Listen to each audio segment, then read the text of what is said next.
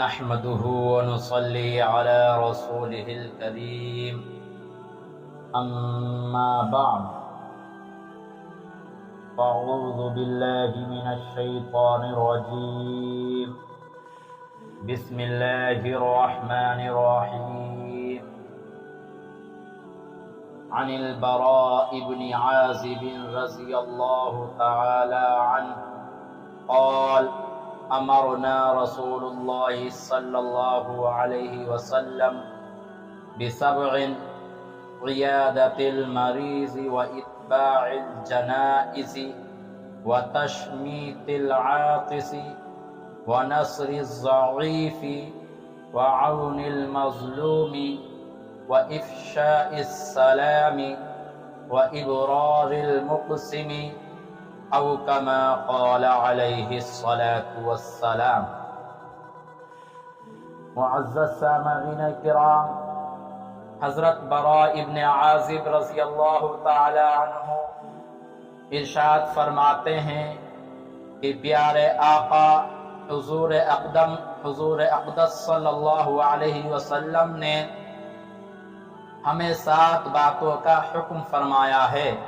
یعنی 7 کام کرنے کا حکم دیا کہ یہ 7 کام تم ضرور کرو۔ پہلا امر کیا ہے؟ پہلا کام کیا ہے؟ عیادت المریض، مریض کی عیادت کرنا، بیمار کی بیمار پرسی کرنا، مریض کے حال چال دریافت کرنا، مریض کی خیریت معلوم کرنا۔ وَإِتْبَاعِ الْجَنَائِزِ، اور جنازوں کے پیچھے چلنا۔ کیا مطلب؟ جب بھی کسی بھی جنازے کے اندر شرکت کرو تو اس میت اور اس جنازے کے پیچھے پیچھے چلو، اس جنازے کے آگے آگے نہ جاؤ۔ وَتَشْمِيتِ الْعَاطِسِ، اور جب چھینکنے والا الحمدللہ کہے تو اس کا یرحمک اللہ کہہ کر جواب دینا۔ وَنَصْرِ الضَّعِیفِ، اور کمزوروں کی مدد کرنا۔ وَعَوْنِ الْمَظْلُومِ، اور مظلوم کی امداد کرنا۔ وَإِفْشَاءِ السَّلَامِ، اور سلام کو عام کرنا۔ وَإِبْرَارِ الْمُقْسِمِ، اور قسم کھانے والے کی قسم کو پورا کرنا۔ یہ 7 باتیں جن کا حضور اقدس صلی اللہ علیہ وسلم نے اس مبارک حدیث شریف کے اندر حکم فرمایا ہے، یہ 7 باتیں نہایت ہی اہمیت کی حامل ہیں، اور یہ 7 باتیں بہت ہی اہمیت رکھتی ہیں، اسی لیے ہر ایک مسلمان کی زندگی کے آداب میں سے ہے، زندگی گزارنے کے طریقے میں سے ہے، اور معاشرے کو سدھارنے کے لیے ضروری ہے کہ ہر ایک مسلمان ان تمام کی تمام باتوں پر عمل کرے۔ لہذا میں آج کے اس ویڈیو میں پہلی بات عیادت المریض، یعنی مریض کی عیادت کو عنوان بنا کر کچھ دیر آپ حضرات کے سامنے گفتگو کرنا چاہتا ہوں۔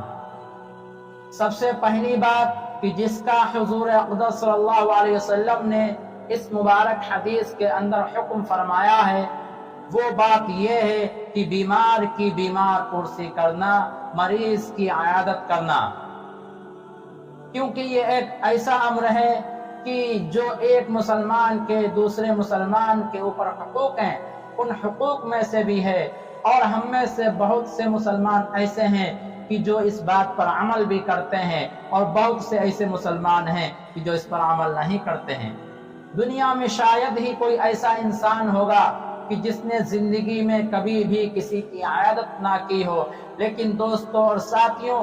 ایک عیادت تو صرف دکھاوے کے لیے ہوتی ہے، ایک عیادت تو صرف ریاکاری کے لیے ہوتی ہے، ایک عیادت تو لوگوں کو خوش کرنے کے لیے ہوتی ہے، ایک عیادت تو لوگوں کے طعنہ اور تشنیع سے بچنے کے لیے ہوتی ہے کہ اگر ہم اپنے اس پڑوسی کی عیادت کرنے کے لیے نہیں گئے، اگر ہم اپنے اس دوست کے حال چال لینے کے لیے نہیں گئے، اگر ہم اپنے اس رشتہ دار اور اعزا اقربا کے حال دریافت کرنے نہیں گئے جس کی بہت ہی زیادہ طبیعت خراب ہے، جس کی بہت ہی زیادہ طبیعت ناساز ہے، کہ جس کی بہت کی زیادہ طبیعت علیل ہے، اگر ہم اس کو دیکھنے کے لیے نہیں گئے تو لوگ ہم کو طعنہ تشنیع دیں گے، لوگ ہم کو برا بھلا کہیں گے۔ اس کے لیے ایک آدمی عادت کرنے کے لیے جاتا ہے۔ تو ایسی صورت میں انسان دل پر پتھر رکھ کر اور دل پر جبر کرنے کے لیے عادت کرنے کے لیے جاتا ہے، تو معلوم یہ ہوا، پتہ یہ چلا کہ یہ عیادت اللہ کی رضا کے لیے نہیں ہو رہی ہے، بلکہ یہ عیادت لوگوں کو خوش کرنے کے لیے اور لوگوں کے طعن و تشنیع سے بچنے کے لیے اور لوگوں کے برا بھلا کہنے کی وجہ سے بچنے کے لیے عیادت کی جا رہی ہے۔ لیکن جس عیادت کا ذکر حضور اقدس صلی اللہ علیہ وسلم ارشاد فرما رہے ہیں، وہ عیادت ایسی عیادت ہے کہ جس کا مقصد صرف اور صرف اللہ تعالیٰ کی رضا حاصل کرنا ہو، اللہ تعالیٰ سے اس کا اجر و ثواب لینا ہو، اللہ تعالیٰ سے اس کے ذریعے سے جنت میں اپنے درجات کو بلند کروانا ہوتا ہے۔ وہ عیادت ایسی عیادت ہے کہ جس کا ذکر حضور اقدس صلی اللہ علیہ وسلم فرما رہے ہیں۔ مثال کے طور پر آپ ایک شخص کی عیادت کرنے کے لیے جا رہے ہیں اور دل میں یہ خیال ہے اور دل میں یہ ارادہ ہے کہ جب ہم بیمار پڑیں گے تو یہ بھی ہماری عیادت کرنے کے لیے آئے گا، اور اگر آئندہ یہ ہماری عیادت کرنے کے لیے نہیں آیا تو ہم بھی اس کے بعد میں دوبارہ عیادت کرنے کے لیے نہیں جائیں گے، اس لیے کہ جب وہ ہماری عیادت کے لیے نہیں آیا تو ہمیں کیا ضرورت ہے کہ ہم اس کی عیادت کرنے کے لیے جائیں۔ معلوم یہ ہوا، پتہ یہ چلا کہ یہ عیادت سنت رسول اللہ کے لیے نہیں ہو رہی ہے، نبی کے فرمان کی وجہ سے نہیں ہو رہی ہے، بلکہ یہ عیادت بدلے کے لیے ہو رہی ہے، بلکہ یہ عیادت دکھاوے کے لیے ہو رہی ہے۔ لیکن جب عیادت صرف اللہ کی لیکن جب عیادت سے صرف اللہ تعالیٰ کی رضا حاصل کرنا مقصود ہو اور جنت حاصل کرنا مقصود ہو، پیارے آقا صلی اللہ علیہ وسلم کی سنت کو زندہ کرنا مقصود ہو، تو ایسی صورت میں انسان یہ نہیں دیکھتا ہے کہ وہ شخص میری عیادت کرنے کے لیے آیا تھا یا نہیں آیا تھا، بلکہ یہ وہ دیکھتا ہے، بلکہ وہ یہ سوچتا ہے کہ اگر وہ میری عیادت کے لیے نہیں آیا تھا تب بھی میں اس کے ساتھ ہمدردی کروں گا اور اس کی عیادت کرنے کے لیے جاؤں گا۔ وہ اس وجہ سے نہیں کہ وہ میری عیادت کے لیے نہیں آیا تھا تب بھی میں جا رہا ہوں، بلکہ میں اس لیے جا رہا ہوں کہ یہ اللہ کے رسول کا فرمان ہے، نبی کی سنت ہے، میں نبی کی سنت کو سمجھ کر اللہ کے نبی کا فرمان سمجھ کر صرف اسی لیے عیادت کرنے کے لیے جا رہا ہوں۔ عیادت کے پیارے آقا صلی اللہ علیہ وسلم نے بہت ہی زیادہ فضائل بیان فرمائے ہیں، اور حدیث مبارکہ کے اندر عیادت کی بہت فضیلت وارد ہوئی ہے۔ چنانچہ ایک مبارک حدیث میں آتا ہے کہ ان المسلم اذا عاد اخاه المسلم لم يزل في خرفة الجنة حتى يرجع او كما قال عليه الصلاة والسلام، کہ پیارے آقا صلی اللہ علیہ وسلم نے ارشاد فرمایا کہ جب ایک مسلمان دوسرے مسلمان کی عیادت کرتا ہے تو جتنی دیر اور جتنے وقت تک وہ عیادت کرتا رہتا ہے وہ اتنی دیر اور اتنے وقت تک مسلسل جنت کے باغ کے اندر ہوتا ہے، یہاں تک کہ واپس نہ ہو جائے۔ معلوم یہ ہوا، پتہ یہ چلا، ہم یہ سمجھتے ہیں کہ ہم مریض کی عیادت کرنے کے لیے ہاسپٹل میں جا رہے ہیں، اس کے گھر پر جا رہے ہیں، اس کے مکان پر جا رہے ہیں، اس کے کمرے پر جا رہے ہیں، لیکن پیارے آقا کیا فرما رہے ہیں کہ جب تم کسی کی عیادت کرنے کے لیے جا رہے ہو تم اس کے گھر مکان اور ہاسپٹل میں نہیں جا رہے ہو، جب تک کہ تم اس کی عیادت کرو گے اس وقت تک تم جنت کے باغ کے اندر رہو گے، یہاں تک کہ تم اس کی عیادت کر کے واپس آ جاؤ۔ سوچئے کتنی بڑی فضیلت کی بات ہے اور اس کا کتنا اجر و ثواب ہے کہ جس کو آج ہم نے آپسی نفرتوں کی وجہ سے، آپسی رنجشوں کی وجہ سے، آپسی لڑائی اور جھگڑے کی وجہ سے جس کو ہم نے پسے پش ڈال دیا ہے، کہ جس کو آج ہم نے چھوڑ رکھا ہے کہ جب وہ میری عادت کے لیے نہیں آتا ہم بھی اس کی عادت کے لیے نہیں جائیں گے۔ دوستوں اور ساتھیوں، ایک دوسری حدیث شریف کے اندر پیارے آقا کا فرمان ہے، ما من مسلم یعود مسلما غدوة الا صلی علیہ 70,000 ملک حتى يمسي وإن عاده عشية إلا صلى عليه 70,000 ملك حتى يصبح وكان له خريف في الجنة أو كما قال عليه الصلاة والسلام۔ اس حدیث مبارکہ کے اندر پیارے آقا صلی اللہ علیہ وسلم ارشاد فرما رہے ہیں، اور پیارے آقا کا فرمان یہ ہے کہ جب کوئی مسلمان بندہ اپنے دوسرے مسلمان بھائی کی عیادت کرتا ہے اور صبح کے وقت عیادت کرتا ہے تو صبح سے لے کے شام تک 70,000 فرشتے اس کے حق میں مغفرت کی دعا کرتے ہیں۔ اور جب کوئی مسلمان بندہ شام کے وقت اپنے بیمار بھائی کی، اپنے پڑوسی کی، اپنے عیسیٰ اقربا کی عیادت کرتا ہے تو شام سے لے کر صبح تک 70,000 فرشتے اس کے حق میں مغفرت کی دعا کرتے ہیں، اور اللہ رب العالمین اس کے لیے جنت میں ایک باغ متعین فرماتے ہیں۔ دوستوں اور ساتھیوں، یہ کوئی معمولی اجر و ثواب نہیں ہے۔ دوستوں اور ساتھیوں، فرض کریے کہ آپ کے گھر کے قریب میں آپ کا ایک پڑوسی بیمار ہے اور آپ اس کی عیادت کرنے کے لیے چلے گئے، اور 5 منٹ یا 10 منٹ